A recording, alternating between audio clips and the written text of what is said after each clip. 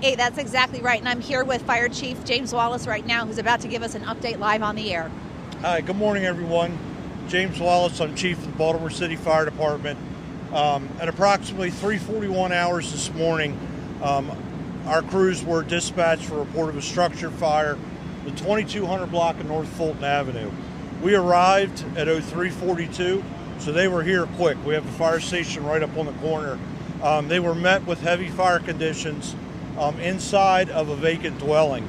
The challenge was that one of the exposures was what we know is a Code X building, so that's a no-entry building for us. That building was in very dangerous condition.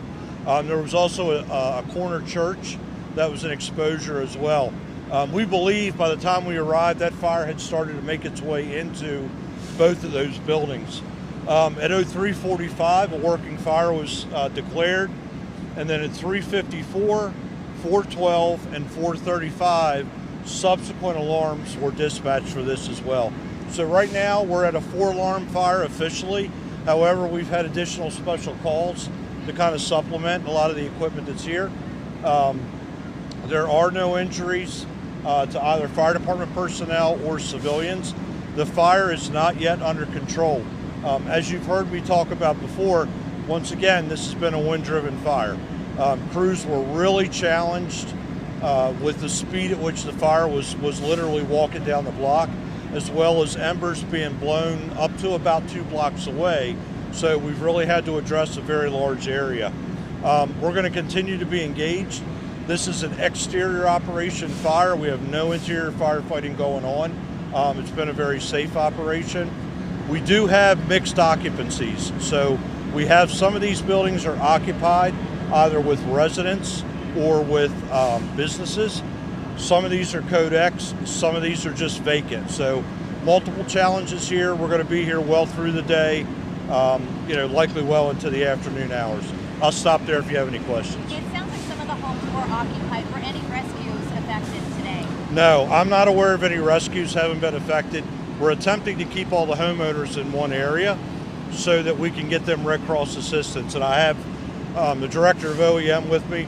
We're proactively working with residents right now for the coming hours to help them get shelter. Right. And is the fire contained to just this block? Right now it's contained to this block, yes. The upper end of this block, a lot of the fire's been knocked down. The lower end of the block, we still have active fire burning on the upper levels of 2 structures. Chief, you talk about Code X. I believe you said that means that you guys do not enter a Code Correct. X building. Can you talk a little bit more about what that means? And A question right now being asked about Code X and what that means. Code X structures for us, we have our personnel out all the time doing neighborhood sweeps. And in addition to our smoke alarm initiative that we have, it's well known, right, citywide, we're also looking for buildings that present dangers of imminent collapse, imminent failure, just as they stand. So we know that we have buildings that are dangerous. When you add fire conditions to that, it leads to the collapse happening a lot sooner. As such, those buildings are not only labeled, but they're in our CAD system. They're no-go buildings. We do not do interior firefighting in Code X buildings. did the roof collapse? Because our photographer, I believe, said you saw that happen. So several of the roofs have collapsed. A couple of them collapsed relatively early on, but since then we've really had sequential roof failures down the block. Do you know approximately how many buildings are on fire at the moment? We don't. I can kind of estimate right now somewhere around 15, we think. I don't have that exact number for you. What I can tell you is, again, the occupancies are mixed, right? There's some vacant, there's some Code X, there's some businesses that are on the ground level of some with apartments above. So it's a lot of mixed occupancy in this area. Chief, we had heard from a resident that there may have been some issue with water getting to the fire. Do you know if that was a case at all? I don't have an indication of that yet, but what we do as we begin to strike additional alarms is we do ask for DPW to come out with a valve truck and a supervisor in anticipation, right? Proactive, so that if we do have water issues, they can boost pressure for us, but I cannot confirm that right now. Just to confirm, you said the fire is not under control, right? Correct. At this point, it has not been declared under control. What does that mean for the residents in this immediate area? So we have a restriction zone, right? We've got tape all around. We just want the residents to stay out of the immediate area. Obviously, there's a traffic issue with Gwynns Falls, Fulton, and North Monroe. We just want everyone to be cognizant of that. Please avoid the area. Let the crews continue to work, and get this under control. Did the wind, do you think, contribute to spreading this fire? Wind was a factor, yes. Thank you. You did say you have your director of office emergency management here. May we ask him some quick questions? Sure. Yeah. Thank you, sir. Please step right up here. All right. And sir, if you would for us, would you say your first and last name? Joey Henderson, last name Henderson. I'm the director of the Office of Emergency Management. Can you tell us what's being done to help residents and what resources are available to them? So right now, OEM is requesting for MTA a warming bus to keep them out of the elements. Red Cross has been requested to provide assistance to them. They are en route as we speak. So the Red Cross will help them to get additional shelter and provide any needs that they need at this time.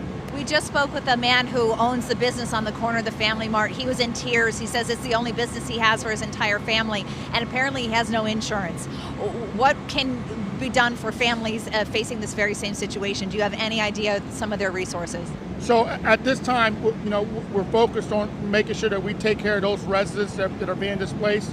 Housing and other city agencies will be able to assist some of the business owners, but right now our focus is to get the residents that have been displaced some shelter. All right, thank you, sir. Appreciate it. Thank you very much. guys.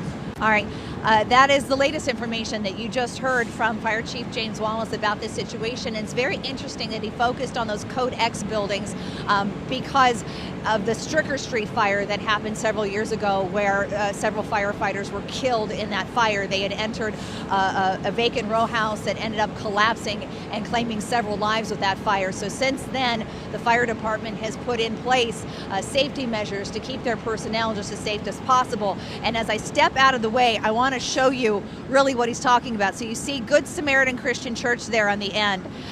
Directly to the right of that is the building that he is talking about. That is where they believe that fire began, and that's where they believe the flames then spread from, and that would be the building he is talking about as being Code X. Chief Wallace also described that several other buildings along this block have also been declared Code X. So this is an exterior fight right now. They cannot get inside, and again, just to sum things up, it is a very active 4-alarm fire. It is not under control. It has been contained, and so far, no injuries reported. Reporting live here along Fulton Avenue, Jen Franciotti. Now we'll send it back to you guys.